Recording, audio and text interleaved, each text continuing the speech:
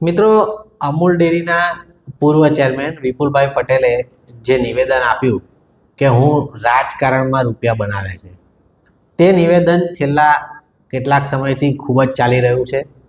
અમારા social media platform પર તમે અલગ અલગ વ્યક્તિઓના આ મામલે નિવેદનો સાંભળી રહ્યા છો. ગઈકાલે જે પ્રમાણે સહકારી આલમના માધાતા ભારતસિંહ પરમારે જણાવ્યું કે વિપુલભાઈએ કેવી રીતે રૂપિયા બનાવ્યા છે, ત્યારબાદ હવે આજે આપણે મુલાકાત કરી રહ્યા છે ખેડા જિલ્લા કોંગ્રેસ પ્રમુખ મહેન્દ્રસિંહ રાણા સાથે.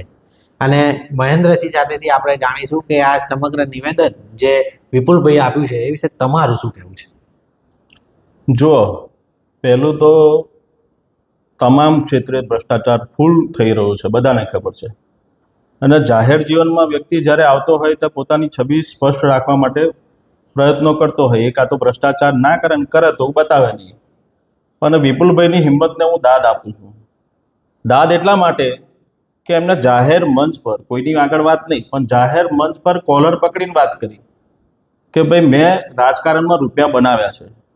આ હિંમત કેવી રીતે ખુલી? તો હિંમત એવી રીતે ખુલી કે તમામ ક્ષેત્રે એમના લાગતા વળગતા ભાજપના બધા નેતાઓ મન ખોલીને ભ્રષ્ટાચાર કરે છે. અને કમલમના ફૂલ આશીર્વાદ છે. કમલમના આશીર્વાદથી જ આ બધા નેતાઓ સુરક્ષિત છે. બાકી કોઈ નેતા જાહેરમાં આવીને કોલર પકડીને એવું કહી કેવી રીતે શકે કે મેં રાજકારણમાં રૂપિયા બનાવ્યા છે?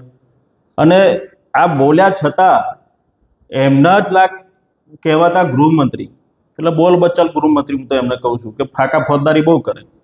જો ફાકા ફોજદારી કરે, સૌ બધા પર એક્શન લેવાની વાત કરતા હોય અને બુલડોઝરની વાત કરતા હોય, તો આ જે વિપુલભાઈ જાહેરમાં કીધું છે કે મેં રાજકારણમાં પૈસા બનાવ્યા છે, તેની તપાસ થવી જોઈએ. અને તપાસ કરી અને કેવી રીતે પૈસા બનાવ્યા છે એ તો જાહેરમાં તમે તપાસ કરશો એટલે નીકળશે જ. અને નીકળ્યા બાદ ફાકા ફોજદારી કરતા ગૃહમંત્રી એક્શન લે તો ખરેખર સુશાસન કર્યું કહેવાય. એક વસ્તુ વિપુલભાઈએ પછી એક ખાનગી ચેનલને ઇન્ટરવ્યુ આપ્યું, અમે એવું કીધું હતું કે ત્યાં કને કેટલાક મારા વિરોધીઓ એક સમયના બેઠા હતા અને એ લોકોને સંભળાવવા માટે હું તો આવું બોલ્યો.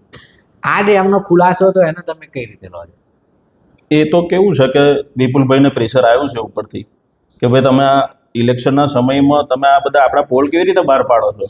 અને પ્રેશર આવ્યું હોય એટલે વિપુલભાઈ એવું નિવેદન આપ્યું હોય કે હું સંભળાવવા કહેતો હતો. પણ સંભળાવવા માણસ એવી રીતના કે કોલર પકડીને આમ કે રાજકારણમાં રૂપિયા બનાવ્યા છે. જો સંભળાવવા કીધું હોય તો એવું ના કે ખેડા જિલ્લાનો કોઈ નેતા આવું નહીં બોલી શકે. એટલે બોલ્યા એ એમની ખુમારીથી બોલ્યા છે કે ભાઈ મેં બનાવ્યા છે, જે થાય ભડાકા કરી લો. હવે આવા શું ભડાકા કરે એ આપણે જોવાનું રહ્યું. વિપુલભાઈ, જે રીતે તમે જોયું, ખેડા જિલ્લા ભારતીય જનતા પાર્ટીના પ્રમુખ રહી ચૂક્યા, અમૂલ ડેરીના ચેરમેન રહી ચૂક્યા, આર્કો ગુલનું પણ તેઓએ ચેરમેન પદ સંભાળ્યું. આટલા મહત્વના હોદ્દા જ્યારે કોઈ વ્યક્તિને મળ્યા હોય ત્યારે શું લાગે છે એમને કેવા રૂપિયા બનાવ્યા હોય? જો કેવા રૂપિયા બનાવ્યા તો એમને કીધું કે રૂપિયા બનાવીને કોલર પકડ્યો એટલે ખબર પડી કે બહુ બધા રૂપિયા બનાવ્યા છે. એ નક્કી છે કે આર્કો ગુલના ચેરમેન અત્યારે કદાચ રનિંગમાં છે, એપીએમસીના પૂર્વ ચેરમેન છે નડિયાદના. ત્યારબાદ અમૂલ જેવી વૈશ્વિક સંસ્થા, જે પશુપાલનની સંસ્થા છે કે એમાં કરોડો રૂપિયાનો જે રોજગાર છે, એમાં આ વિપુલભાઈ ઘણા સમય સુધી ચેરમેન રહ્યા. હવે સ્વાભાવિક છે કે જે રીતે આક્ષેપો થતા હતા, તમે જોયું હોય એમાં તો ભરતી જે થઈ એ જે રોજગાર આપે છે, રોજગાર આપવાની બદલે ત્યાં આગળ વેપાર થાય છે. એક નોકરી પાછળ 10-12 લાખ રૂપિયા, 15 લાખ રૂપિયા સુધીનો વેપાર પૈસા આપી અને બચારા રોજગારી વગરના યુવાનો 15-15 લાખ રૂપિયાનો વેપાર આપી નોકરી લીધી છે અમૂલમાં. એ જગ જાહેર છે, બધાને ખબર છે, આખા ચરોતરમાં બધાને ખબર છે કે રૂપિયા આપ્યા સિવાય ત્યાં નોકરી મળતી નથી. એના સિવાય કોન્ટ્રાક્ટ જે આપ્યા હોય એના સિવાય એમના સ્ટોરો હોય તો સ્ટોરોમાં એમના માણસોને સેટ કરેલા હોય, એટલે અમૂલનો જે સ્ટોર કરવાનો માલ હોય તો એમના સ્ટોરોમાં સ્ટોર થાય છે. હમણાં તો એવો લોકમુખે ચર્ચા છે ને બધાને ખબર છે કે ભાઈ અમૂલમાં એમનો જે માલ મૂકેલો અમૂલનો, એવા એક સ્ટોરમાંથી 9 કરોડ રૂપિયાનું બટર ચોરાઈ ગયું.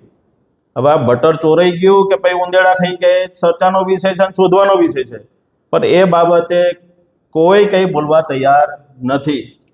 જ્યારે વિપુલભાઈ અમૂલના ચેરમેન બન્યા એના સમયગાળામાં એવી વાત હતી કે રામસિંહભાઈ પરમાર સાહેબે જે લોકોને નોકરી પર રાખ્યા હતા એ લોકોને વિપુલભાઈએ છૂટા કર્યા અને પછી પોતાની રીતે નવા માણસોની ભરતી થઈ. એ વિવાદ આખો જે ચાલે તો એ વિશે તમે શું કહેશો?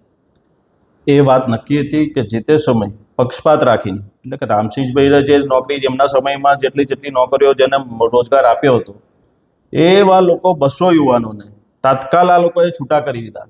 અને એની જગ્યાએ એમના લાગતા વળગતા જેમને કમિટમેન્ટ આલ્યા હોય, એટલે કમિટમેન્ટ એવા આલ્યા હોય કે તમે અમને મદદ કરો, તમારા છોકરાઓને અમે રોજગારી આપીશું, અને એમના લોકોને સાચવવા માટે આવા યુવાનોને બેરોજગાર કર્યા. અને નવા યુવાનો જે લીધા છે એમની પાસે પૈસા લેવાનું બાકી મૂક્યું નથી. એમના ડિરેક્ટરો હોય કે એમના લાગતા વળગતા વહીવટદારો હોય, બધાએ આ પૈસા લઈને નવેસરથી રોજગારી આપી અને લોકોને યુવાનોને તક આપી છે, પણ પૈસા લઈને આપી છે એવું લોકમુખે ચર્ચા છે ને બધાને જગ જાહેર ખબર છે આખા ચરોતરમાં. તો આ હતા કોંગ્રેસ પ્રમુખ મહેન્દ્રસિંહ રાણા, જેઓએ ઘણી બધી રીતે આપણને સમજાવ્યું કે રાજકારણમાં રૂપિયા કઈ રીતે બની શકે. જે રીતે વિપુલભાઈએ કોલર પકડીને કહ્યું કે મેં રાજકારણમાં રૂપિયા બનાવ્યા છે, તે રૂપિયા કેવી રીતે બન્યા હશે તે આ ઇન્ટરવ્યૂ પરથી તમે સમજી શકો છો. શું કહેવું છે તમારું આ ઇન્ટરવ્યૂ વિશે તે અમારે કોમેન્ટ બોક્સમાં જરૂરથી જણાવજો. વિડીયોને ગમે તો લાઈક કરજો, શેર કરજો. ધન્યવાદ.